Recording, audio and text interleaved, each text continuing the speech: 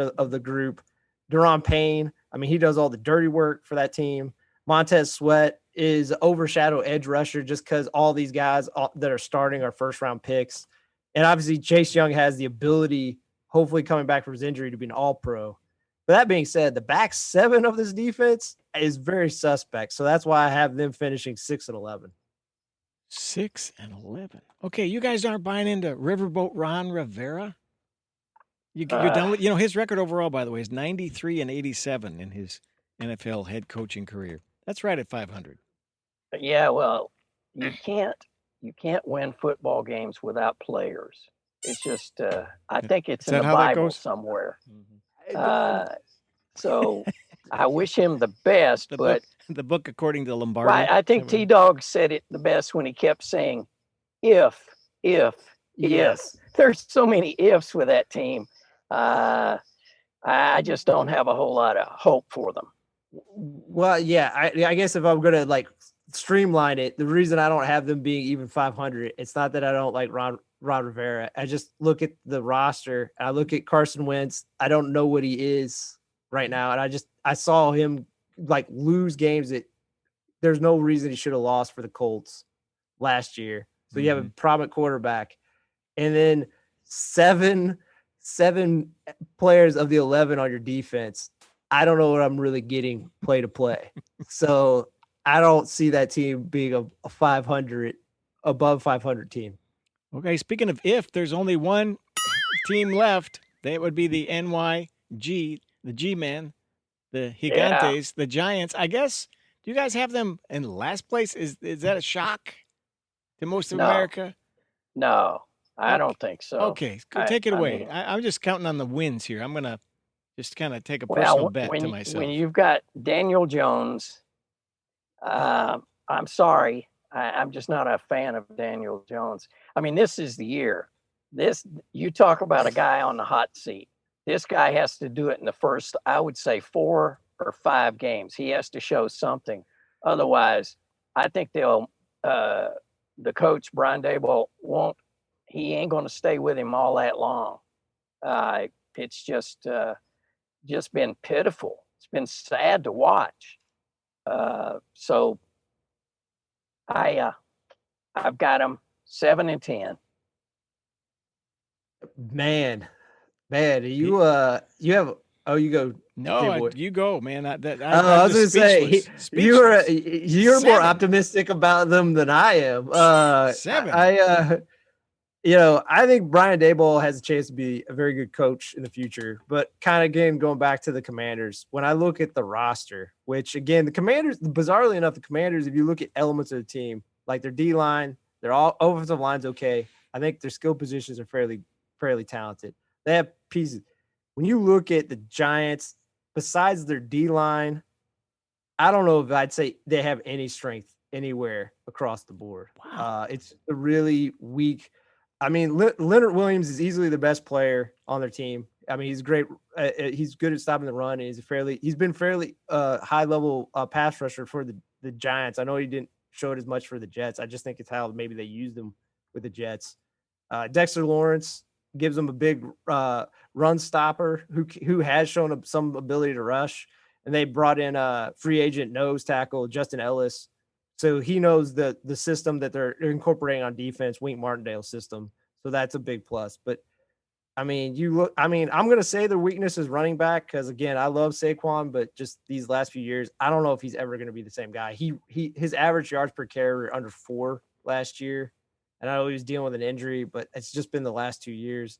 And Matt Breida behind him, he's a talented running back who has the ability to burn, but he always has injury problems.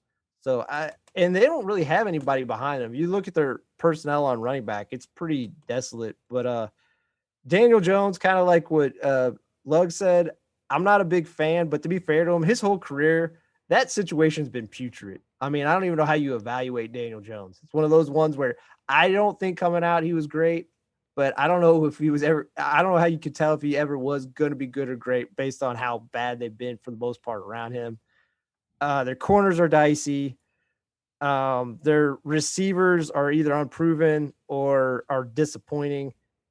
And, I look at the rookies, Evan Neal, their tackle from Alabama. I think he's going to be a stud. I think Kayvon Thibodeau, the pass rusher from Oregon, I think he has the potential to be really good. So that's the things that hold your hat on if your fan just watch those two guys, but they're 1-16. That's their record. Wow. 1-16. Breaking news here on Sports and Other Stuff. Well, I had Houston going 0-17. Yes, so they you do did. play Houston. So I had to have them beat Houston. Not wearing the collar, they get one win. While we're at the NFL, T-Dog, you got some Sean Payton news? Dun, dun, dun, dun. Kind of tying back to one of the things Lugs brought up. The Cowboys always pick these kind of puppet coaches. They're going to have opportunity possibly next year. Sean Payton has essentially leaked out, it feels like, that there are 3 teams he would like to coach if they're available next year. Hint, hint. Dallas Cowboys, Miami Dolphins, or the Los Angeles Chargers. Now, my question to you all is, if you just as a fan, where would you like to see him go? Me personally, I the would most like to see him upside. go to the Dolphins. You're going to Dolphins? You're going Dolphins? I'm going Chargers. Yeah, I think the Dolphins for me certainly do not go to Dallas. Nope. Because he's not going to be able to run a team the way he ran that team in New Orleans. But for me, I'd like to see him at the Dolphins. I think that since he coached, his name just went out of my mind. Who? Sean Payton? Drew Brees. Drew Brees. Drew Brees. So I think that he can at least get to somewhere that's not objectionable. I think there's an offensive core there that Sean Payton could really work with. Obviously, he could work with the Chargers, with Justin Herbert and those sorts of things. And maybe he wants to be in the land of stars. So, but I would like to see him at Miami. I'll say off the top, I don't think there's any wrong answer. I gotta agree with J-Boy just because what Herbert has done in his first 2 years. Because I love Drew Brees. I think he's talented, but I think he, like Sean Payton working with Herbert. I mean, this is a talent that's his ceiling is much higher than that of Drew Brees. I would like to see Sean Payton with a talent at the level of a Herbert, what he could do. And I feel obviously Dak Prescott is in that vicinity too, but kind of like what you all said, I don't want to see him go to Dallas just because I think it'd be like Parcells, the guy he worked under in Dallas. He could put up with Jerry Jones for like 2 or 3 years, but he would hit the eject button after 2 or 3 years and have put up with Jerry Jones's crap. So plus no pressure in LA with the Chargers at all. There's no expectations. You're in the shadow of the Rams and everybody's at home watching Netflix anyway. So, what's the difference? Yeah. I got sucked into a film on Netflix, speaking of. It was a Sean Payton movie when he went to Bounty Gate. He went back home or something and coached his kid. It was played by Kevin James, guys. Sean Payton played by Kevin James, the comic. It was awful. It was horrible. So it was Paul Blart. Right. And he tried to talk like Peyton and stuff, and it was really, and we got sucked into it. I'm like, I am never watching that again. Well, while we're talking about the NFL, I got one comment. Yeah. Our boy, Jimmy G in San Francisco. Yeah. People are bad-mouthing him. Carolina took Baker Mayfield over Jimmy G. Yeah. I had to go back and look.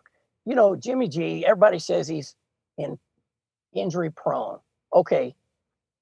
Last year, he played in 15 of 17 games. The year they went to the Super Bowl, he played in all 19 games. And he's been in the top 10, sometimes the top 5 consistently in passing percentage, yards per throw. I mean, it's. What's your point? What's your point? I can't believe that Jimmy G doesn't have a home. And think about, like Baker. Baker's going to be disruptive wherever he goes. Jimmy G is the ultimate team player. He's been bad-mouthed in San Francisco. Trey Lance was going to be the god. He never turned out to be. Jimmy G never said a word. He doesn't tweet nonsense. I just think it's time to bring Jimmy G somewhere. I mean, personally, they should have gotten Jimmy G in Indianapolis, is my take. Well, here's what's going to happen. Tom Brady will get injured. It's going to happen this year, I think. Whoa! I'm just using that as an example. But Jimmy G will be picked up by somebody in a trade after some starting QB gets hurt, and his stock will be up, and they'll be going, what are we going to do? JG to the rescue. What do you think, T-Dog? That's what I think.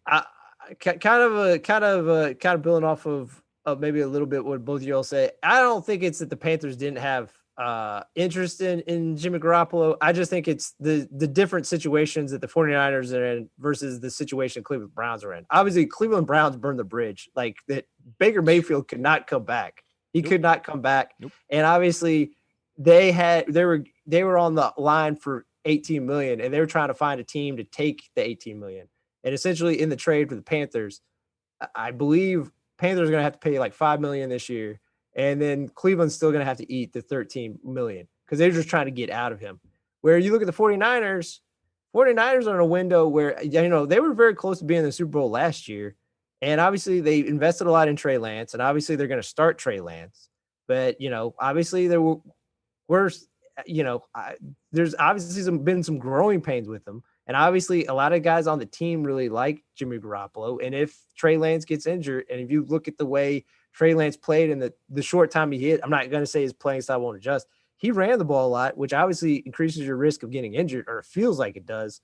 So it's always good to have that backup, because if you go back to those years where Jimmy Garoppolo got injured with the 49ers, they had C.J. Beathard and Nick Mullen, and that's what torpedoed those seasons. So they're probably going to hold on to him. And to be fair to what J-Boy says, if someone gets injured, which there's a good chance they will, it'll be like a Sam Bradford situation when he got traded to the Vikings. They'll get good, because they'll have leverage. Right now, they don't have a lot of leverage because the only team that quote unquote needs a quarterback is the Seahawks. And considering the ownership situation with the Seahawks, they're in no rush. And Pete Carroll, even though I believe he's 70 years old, like he feels like his resting heart rate's so low, he's going to live till he's like 110. So he's good. He's not looking at, I'm 70 years old, I should retire right now. No, he's like, I got 20 more years of coaching. As long as they got chewing gum in Seattle, he's set. He's all set to go. Yeah, what you're talking about was called the Case Keenum story that one year, wasn't it? With the Minneapolis Miracle. Case was not even on the radar at that point, and look what happened to them. Yeah. All right, well, we got some other breaking news, including some updates on uniforms and some other talk. But first, we're going to do an old favorite. It's Sports of Yesteryear. Here comes Lugs.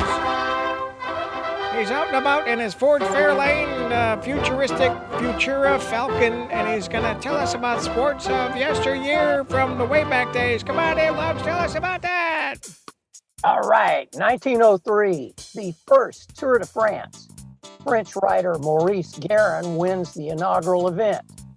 1910, Cy Young wins the 500th game of his Hall of Fame baseball career as Cleveland beats Washington in 11 innings. Only pitcher in Major League Baseball history to reach that milestone. And sadly, he never won the Cy Young Award. What gives? Oh, wait a minute. I know that's bad. That's a dad joke. 1920. Get ready for this. American swimmer and future Tarzan Johnny Weissmuller was the first to break 1 minute barrier in the 100-meter freestyle. And bringing it closer here, 1964, Louisville's own Bobby Nichols wins the PGA Men's Championship, securing his only major title by 3 strokes over Jack Nicklaus and Arnold Palmer. And finally, 2020, Lewis Hamilton wins a record 8th Hungarian Grand Prix in Budapest to equal Michael Schumacher's record of wins on a single circuit. That, my friends, is sports of yesteryear. Thank you, Lugs, for that little bit of information there. Okay, a debate now. It's a debate. Is car racing a sport? It doesn't include a ball or anything. Is it a sport? 30 seconds. Go. you have to stay in shape. I mean, you're doing 4 and 5 Gs in those corners.